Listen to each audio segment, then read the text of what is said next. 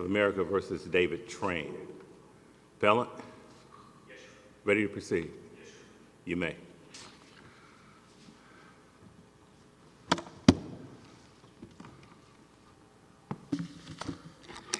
Good morning, and may it please the court. I'm John Guenard, arguing on behalf of appellant David Tran in the case of United States v. Tran.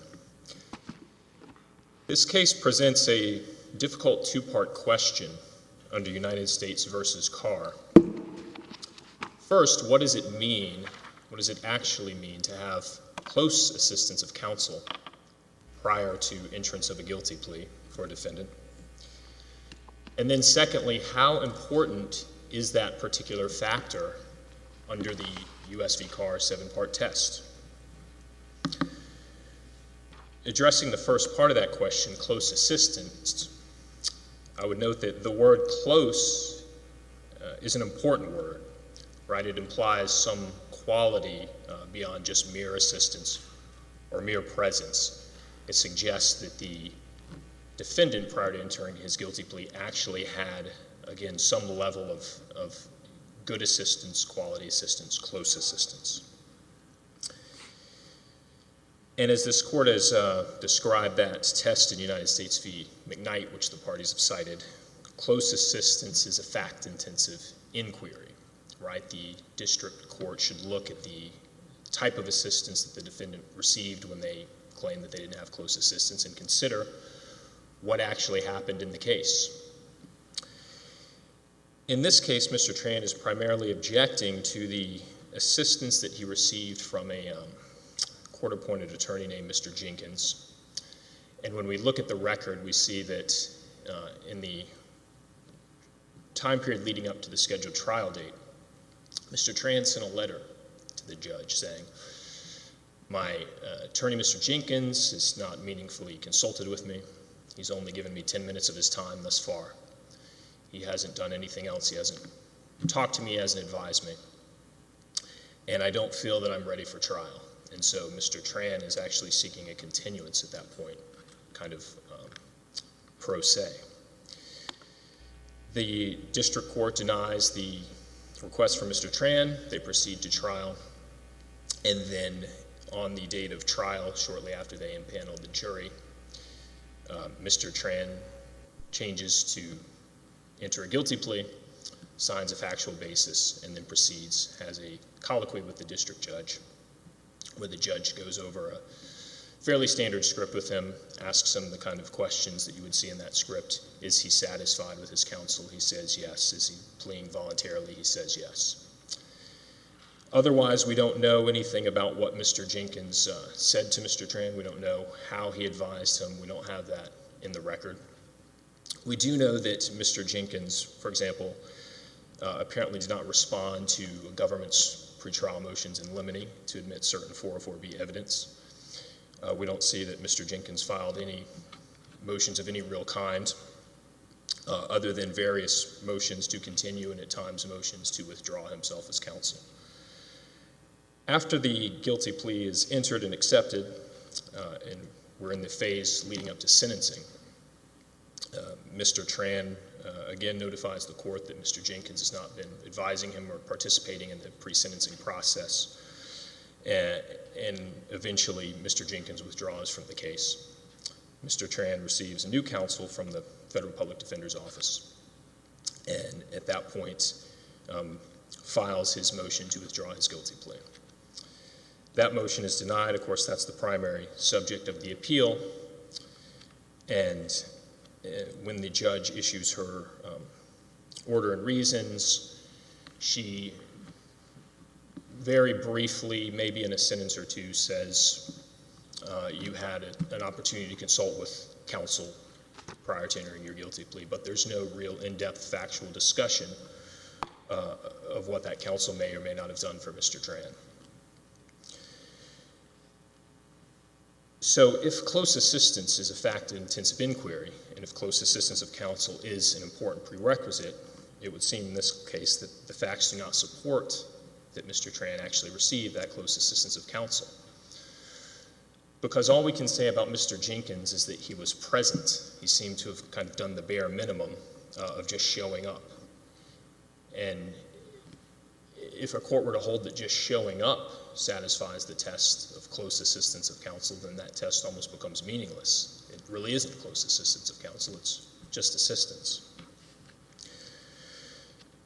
The second part of that question then is, how important is that particular factor in the Carr test? We see under United States v. Carr 7 factors, but as the Fifth Circuit has stated, no factor is preeminent. You consider them all and they seem to bear different weight, although I don't believe that that's ever been specifically described in which one weighs more than the other. 5 of the factors, though, do seem to be a bit more administrative in nature.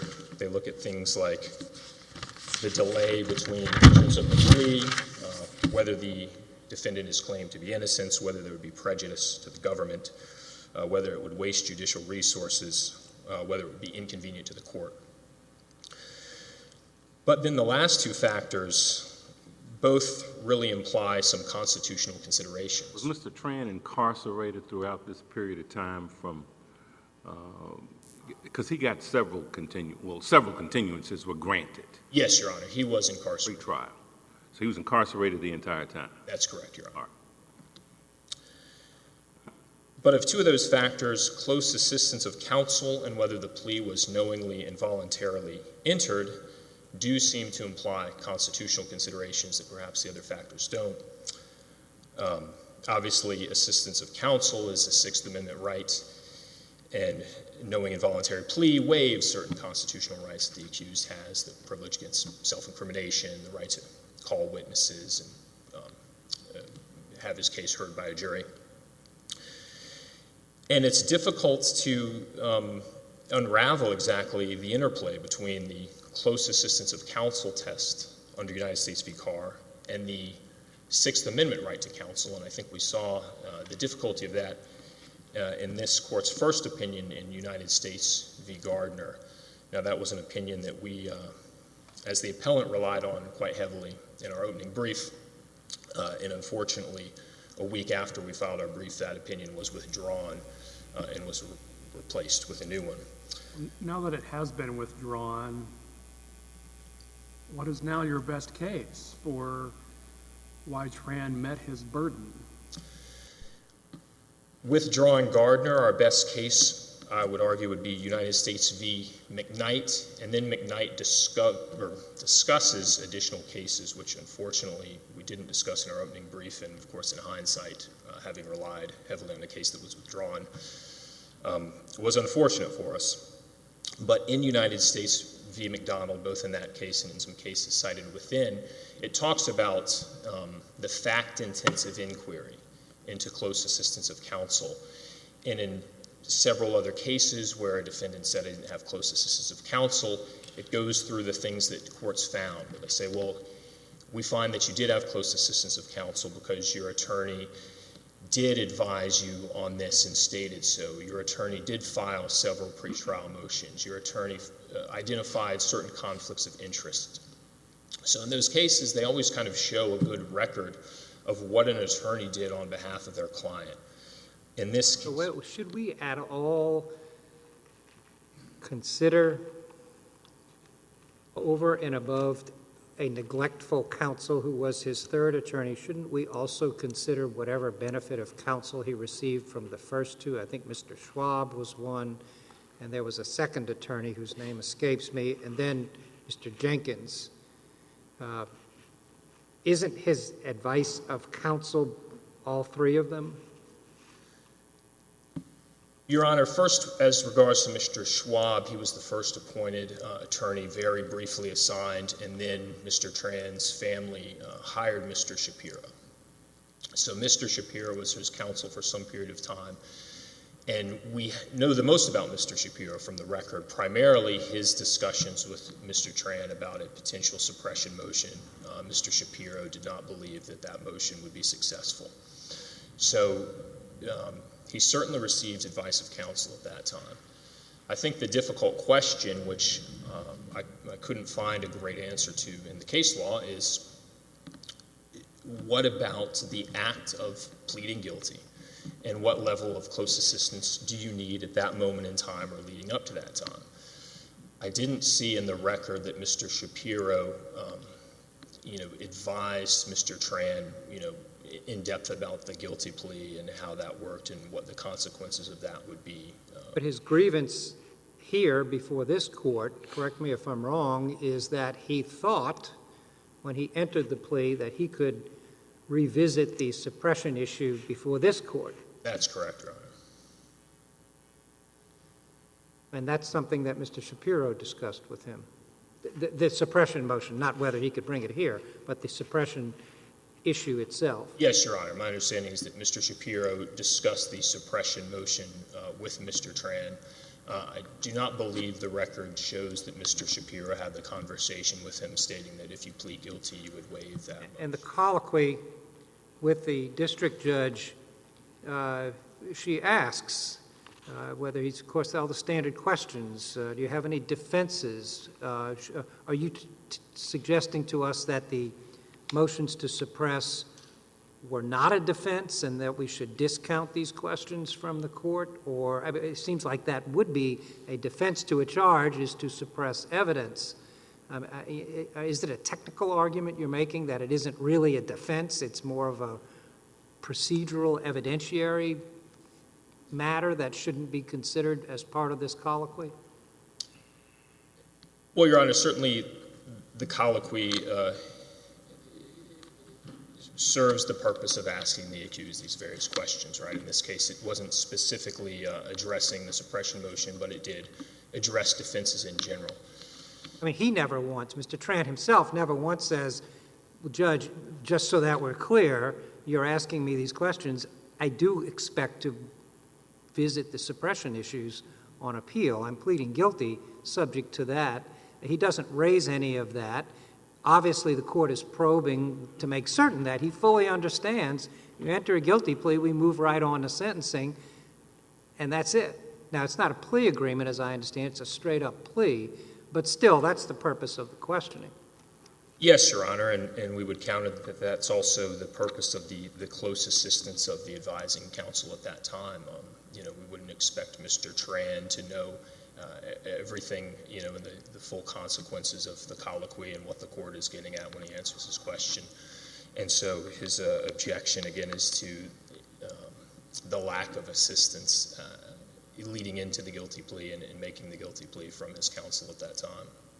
Does Mr. Tran maintain that he advised Mr. Jenkins that I am going to appeal the suppression issue?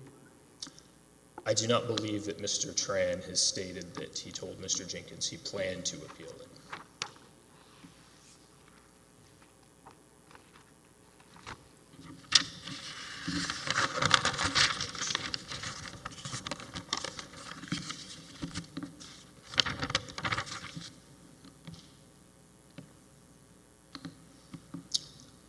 And I will save the rest of my time for rebuttal, barring any questions from the court. You got 140 months. Yes, Your Honor. What's the max? So if the plea is withdrawn, then we're back to where he was before he ever entered the plea agreement. Yes, Your Honor. All the charges are back in play, and all the time he could possibly get is back in play. Yes, Your Honor. How much time is that? I don't recall the max, I think, would have been life. The guidelines range provided. I don't remember the upper end. I know that the sentence he received was within guidelines range, maybe around the median or midpoint of the guidelines. All right, so just to be clear, if we allowed that the plea could be withdrawn, it's like pressing reset, and he could go right back to where there's a possibility he could get a life sentence. Yes, Your Honor, and yeah, I've discussed that. All right. Mr. Tran, in consultation.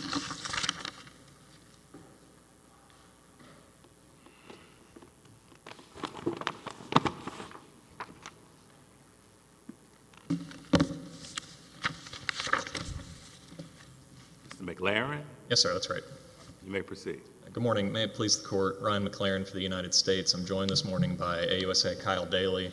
Also present here is AUSA David Howler, who is trial counsel in this case. I want to start by, really this is what I plan to do is go over 3 facts that really highlight why Judge Malazzo's analysis of the Carr factors was correct. I then want to focus on 2 of the Carr factors in particular.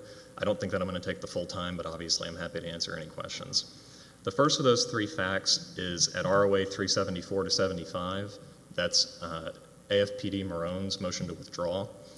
And I want to highlight that because that is, I think, the best summary of Tran's fair and just reason for withdrawal that he provides. He says, I want to investigate some kind of potential suppression issue.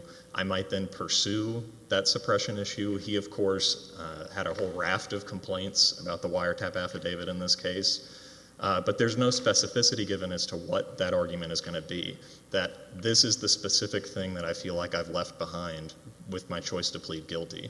You compare this very generalized, very broad allegation to something like the complaint in Gardner, which was a specific knock-and-talk search issue that the defendant was concerned about. And that's what the Gardner case says, is it's that specific issue. None of that specificity is present here with Tran's complaint, again, about what I left behind, what this, door number 2, as opposed to pleading guilty. That matters because I've not seen a case under this court's Carr jurisprudence where something that broad and that generalized has triggered either an evidentiary hearing or relief under Rule 11. It would, again, based on my review of this court's Carr cases, lower the bar to it, triggering an evidentiary hearing or whatever the case may be for something that really any defendant can allege, that I would rather have done some kind of a suppression, some kind of generalized, broad, kind of aimless suppression issue, but I was not provided the opportunity to do that. We're not talking about wiretap evidence. There's some complaints about the wiretap affidavit. Again, it's kind of all over the place. There's some complaints about wiretap affidavits over here. There's some complaints about whether the correct... But if it's about wiretap evidence, then that's a little more than just some vague general... And so that's correct. In certain parts of the record, there are some specific complaints with some of the pro se letters that he sends to the district court. But ultimately, what makes it to the motion to withdraw is something that's that generalized and broad. It's not crystallized into some specific suppression issue like it was in the Gardner case. So it's really hard to tell what that argument would have been because Tran, when he's sending these pro se letters to the court, has all kinds of different complaints about the wiretap and the affidavit. For example, that the service provider that was listed was wrong. That's one of the complaints that he has. But ultimately, what makes it to his attorney's motion to withdraw is this very general thing. The second fact that I want to point out is at ROA 372. Again, that is from the motion to withdraw. It's a fact that, unfortunately, we didn't, I think neither party really briefed that much. It's the fact that Tran had a second attorney. There is all this focus on Mr. Jenkins and the advice that Mr. Jenkins provided, but there is the second attorney that AFPD Marone mentions in her motion to withdraw. It's this gentleman from Texas who, as far as I know, is unaffiliated with Mr. Jenkins. That matters because there is no explanation anywhere in the record, at least before Judge Malazzo, about what advice Tran received from this attorney. He was co-counsel at the time of the trial and plea. So the explanation that's given in the motion to withdraw is that Tran had retained him. He is not, I believe, enrolled, and so he's not on the docket, and he also doesn't make an appearance for the trial and for the rearrangement. That's all handled by Mr. Jenkins. But in the motion to withdraw, it is explained that he had the second attorney that he had retained. You would expect that if this was such an important issue to Mr. Tran in his decision to plead guilty, that there'd be some kind of explanation as to, well, I also got an assurance from the second attorney that I had, or the second attorney explained to me such and such about suppression, but was overwhelmed by the advice by Mr. Jenkins or something like that. And there's just no explanation for any of that in the record. And then finally, this third fact that I wanted to highlight goes to some of your questions, Judge Engelhardt, about the other advice or the other statements that Tran heard about these suppression issues. Specifically at 470, that's Mr. Shapiro's statement during the motion to determine counsel hearing, where he's talking about whether he should be fired and replaced with somebody else. And then at 223, that's in the government's motion in limine, where the AUSA makes some representations about how we, the government, have sat down with Mr. Tran and talked to him about some of these suppression issues. He raised some complaints. We had a discussion with him and explained to him why they weren't actually an issue. That is significant to this case, and you asked Judge Engelhardt whether you should consider it. I think that the answer to that under Carr and the cases that have followed Carr is yes, although I would say Jenkins' representation is paramount. It still is corroborative and informative to look at these other things that are in the record. And what you get when you read Mr. Shapiro's statement to the magistrate judge and when you look at the motion in limine is that Tran multiple times had it explained to him that these are frivolous complaints about suppression. This is stuff that doesn't actually matter, and if you raise these types of complaints, it's going to be a losing issue. Mr. Shapiro actually says, and we block quoted it in our brief, that he felt it was an ethical problem for him to pursue these suppression issues, that it would be so frivolous that he was worried about harming his reputation at the district court. And so he's explaining this in front of Tran during his motion to determine counsel hearing. That transcript's in our record here on appeal. Yes, it is. And again, that's the part that we block quoted is at ROA 470. Assume that everything Tran says is true about his attorney's erroneous advice. Would it still be the government's position that he's not entitled to withdraw his plea? So, yes, I think based on the record that's here, I want to unpack that a little bit because it goes to one particular Carr factor more than the other. There's been a lot in the briefing and an argument this morning about the close assistance of counsel Carr factor. And one thing that I wanted to point out, and Judge Willett, I believe you asked what is the best cases for the parties now that Gardner was superseded. And I think McKnight is the best case for us on that because it is explicit in McKnight that I think the exact statement in McKnight is the veracity of the attorney's advice is irrelevant to this Carr factor. It doesn't bear on this Carr factor at all. In McKnight, it was whether the attorney advised the defendant as to whether he'd be a career offender or not. And this court said, even assuming that he gave bad advice about being a career offender, that's not what we're looking at for close assistance of counsel. Close assistance of counsel means availability. Is the lawyer there to talk to and to advise through the guilty plea proceeding? The quality of that advice really doesn't factor into that Carr factor. Really what that, assuming that everything is, as Mr. Tran said it was, what that goes to is the knowing and voluntary nature of the plea. And that's really what this appeal is about, is the knowing and voluntary nature of the plea. Again, I think that one of those factors is whether or not withdrawal of the plea would prejudice the government. Yes, that's right. How would it prejudice the government? My He understanding... gets to go back to having the possibility of getting a life sentence is what counsel told. Is that correct? That's right. I believe that he was advised that it would be 5 to life when he did his guilty plea colloquy. And I wrote down the guidelines range. It was 135 to 168, but that was after he got his acceptance points, and so I don't really know what it would be if he goes back and starts back at 0. The prejudice of the government also extends to, and this court has said it in some of its Carr cases, worst case scenario, if we have to go to trial now, how is it going to prejudice our ability to take this particular defendant to trial? And I know, for example, in this case, some of the witnesses have since been released from prison. We're now years down the road because there was the very long delay between Mr. Tran's guilty plea and his sentencing. So it would complicate things in a way that, put it in the language of the Carr factor, is prejudicial. It would make things tougher than if... I'll leave it at that. Because witnesses may be unavailable? Is that Witnesses may be unavailable, or the incentive to cooperate is gone if they've been released between now and then. It would complicate things. And again, that is something that this court has looked at. But it's a fact he's been incarcerated throughout the proceedings. I mean, Yes. pre-trial and throughout. I believe that's correct. All right. And so looking at the knowing and voluntary nature of the plea, the part of that really is, the big ticket items on the knowing and voluntary nature of the plea, there's no dispute about that. He was properly advised about the sentencing range, about the maximum sentence he could face, the elements of the crime, the fact that there wouldn't be a trial. I mean, he had picked a jury, so he knew that he wasn't going to get the trial in front of that jury. So it's really this collateral issue of the suppression issue. Even accepting that everything that he's saying is true, that Mr. Jenkins advised him of this, based on the record that was before Judge Malazzo and the record that is before this court as part of this direct appeal, it's not enough. Again, going back to that, what I mentioned earlier, that it's just so generalized, it's so broad.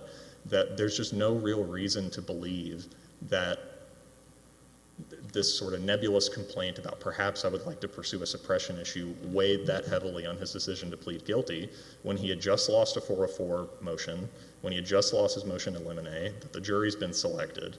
And then you look at the timing of when he actually filed this motion to withdraw, or when he really starts picking up on his pro se letters to the district court, is after he realizes he's going to be held accountable for the MDMA and the PSR, that there's some question as to whether those drugs should be counted against him in the PSR. The facts weighing against suppression there's just more of those and less of facts showing that this was actually significant and important to him. So Judge Willett is sort of a very long, winding response to your question, but yes, that would still be our position. And unless there's any further questions, we'd ask that you affirm. Thank you. Rebuttal.